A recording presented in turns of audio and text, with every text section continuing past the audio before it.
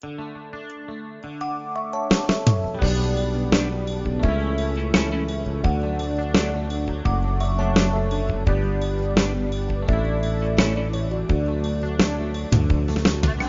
nuestra la cruz de Cristo, con nuevo amor, con un fervor, hoy más intenso. 4 de septiembre de 2022, 23º domingo ordinario.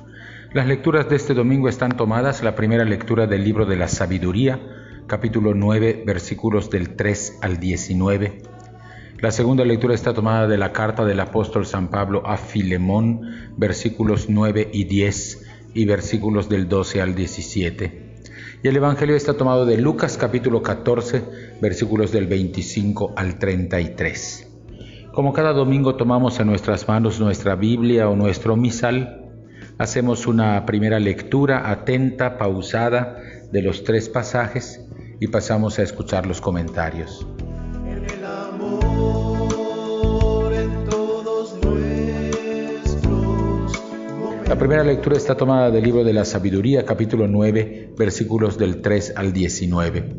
El libro de la Sabiduría fue escrito probablemente en Alejandría de Egipto, en las décadas del 50 al 30 a.C. Fue escrito en lengua griega. Era aquella una época en que las ciencias desbordaban conocimientos. La tecnología estaba más y más disponible a los consumidores, los espectáculos estaban a la orden del día, el comercio acercaba los bienes necesarios, los cosméticos, la construcción parecía interminable, las rutas de comunicación y las aduanas se veían abarrotadas de caravanas mercantes y de viajeros que traspasaban las fronteras territoriales y culturales. Era una época de progreso global a los ojos de todos. Era la época helenística. En una época en la que los logros parecían ilimitados, se desliza la pregunta sobre la estatura del ser humano. El ser humano es grande, sí, pero con todo, la ciencia humana no tiene forma de emparejar a la sabiduría divina, que es la que mueve la historia. Hay, sin embargo, una vía para que el ser humano se haga de la sabiduría divina, que Dios le otorgue su espíritu. Este espíritu de sabiduría es el que guía a la persona para vivir agradando a Dios. Y para mostrar eso, el sabio se voltea a mirar la historia de la salvación de su pueblo, mostrando que quien es fiel a los mandamientos divinos sortea todas las desgracias que se abaten sin anunciarse. Dios protege al ser humano que ajusta su saber y su obrar a lo que Dios quiere. El autor desarrolla su pensamiento por medio de preguntas en pares. El primer par de preguntas confronta las determinaciones cambiantes de los seres humanos con los pensamientos de Dios, que son duraderos. Por eso, cabe confiar el futuro propio a la voluntad de algún ser humano.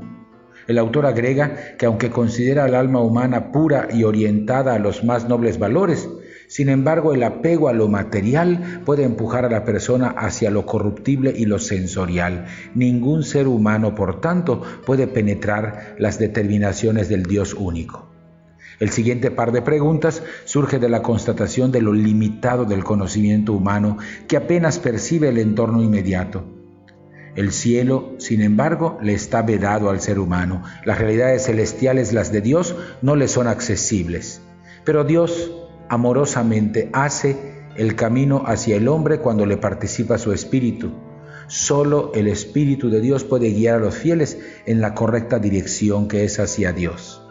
Nuestra época también está repleta de ciencia y de tecnología que parece no tener límite y que parecen ofrecer la felicidad a todas las personas, pero ya nos hemos dado cuenta de que la insatisfacción permanece. A pesar de las redes sociales y de la comunicación, el ser humano sigue teniendo hambre y sed de Dios, y solo su espíritu puede satisfacerlo a plenitud. El sabio es aquella persona que se mueve por el Espíritu Divino. Escuchar ese espíritu, secundar sus mociones o inspiraciones, nos hace personas sabias, porque nos lleva a vivir agradando a Dios.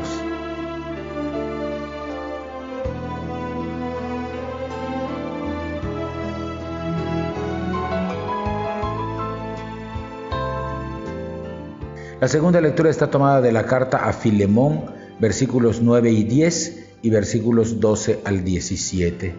La carta a Filemón está provocada por la devolución o el retorno del esclavo Onésimo a su dueño Filemón, que quizá resida en la Odisea. El esclavo se había refugiado bajo la protección de Pablo, que estaba prisionero por causa del Evangelio en Éfeso. En estas circunstancias, Pablo lo bautizó, pero en lugar de retenerlo, lo remite con una carta que ha de ser leída en presencia de la iglesia doméstica que liderea Filemón. En la carta, Pablo desliza una especie de reproche a Filemón. Su esclavo ha estado cumpliendo una obligación que él tendría que haber cumplido. Por eso ruega que Onésimo sea acogido conforme a su nueva condición de bautizado.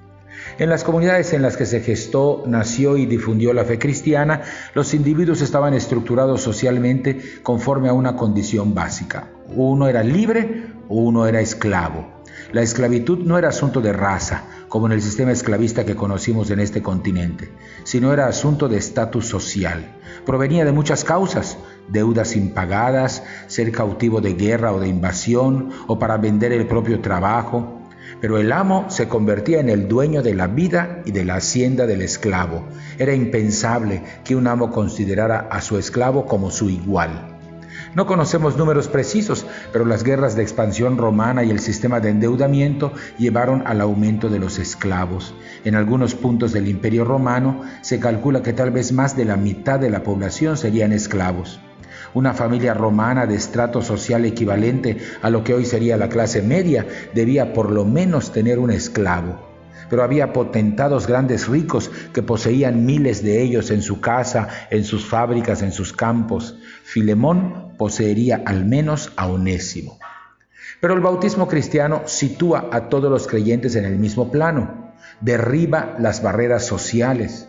La solicitud de Pablo en su carta pone en claro que la fe en Cristo Jesús hermana a todos los bautizados. Esto es lo que Pablo quiere que se sepa bien en la iglesia que se reúne en casa de Filemón, porque quiere que esa afirmación, que es teórica, se convierta en realidad cotidiana y que todos la asuman.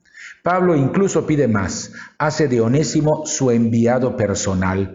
Le dice a Filemón: recíbelo como a mí mismo. Filemón ya estaba en deuda con Pablo porque había sido bautizado por él, y la deuda de la fe en Cristo no hay manera de cubrirla porque representa el mayor de todos los bienes, que es la salvación eterna. Ese mismo reto confrontamos todos los que hoy nos congregamos en nombre de Cristo Jesús: romper todo tipo de división social para ser coherentes con el Evangelio. El Evangelio está tomado de Lucas capítulo 14, versículos del 25 al 33. Luego de ilustrar con varios ejemplos la comunión del reino en las escenas del banquete que escuchamos la semana pasada, San Lucas pasa a considerar ahora lo que exige el seguimiento de Jesús. Jesús y su grupo están en camino a Jerusalén. Pero esta parte del Evangelio va inclinándose cada vez más a dejar en claro qué es lo que implica ser discípulo en términos prácticos. Jesús coloca a su seguidor ya no frente a sus vínculos familiares, sino ante su propio yo. El seguimiento de Jesús lleva la marca de la cruz, es decir, el único bien consiste en cumplir la voluntad de Dios a precio que sea. Las condiciones del seguimiento son claramente planteadas por Jesús. El discípulo debe moverse detrás del maestro, y esto implica un desarraigo total de los bienes materiales. El seguidor ha de poner toda su atención en el Mesías y no en la propia familia, ni siquiera en sí mismo.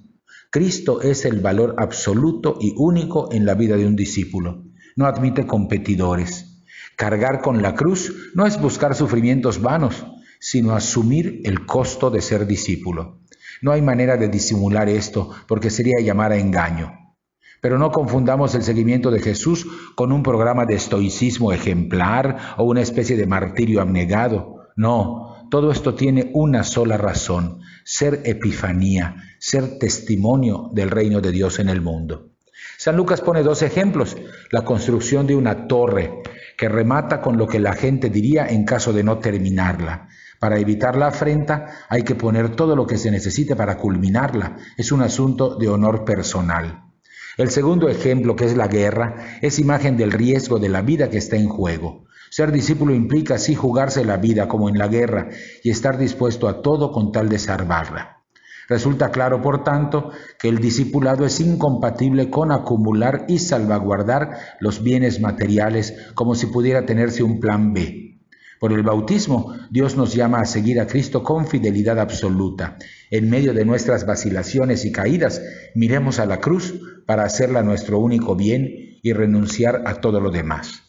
Estas palabras de Jesús se dirigen a toda la comunidad de bautizados, a la iglesia entera. Mal haríamos entendiéndola como si fueran dirigidas solamente a los sacerdotes o a las religiosas. De ninguna manera. El seguimiento de Jesús es para cada bautizado. Jesús nos llama a colaborar con su proyecto del reino, poniendo en juego todas nuestras fuerzas disponibles. Hasta aquí los comentarios de las 3 lecturas. Volvemos a tomar en nuestras manos nuestra Biblia o nuestro misal. Hacemos una segunda lectura pausada, atenta, esta vez en oración de los 3 pasajes, y estamos ya listos para participar de la Eucaristía.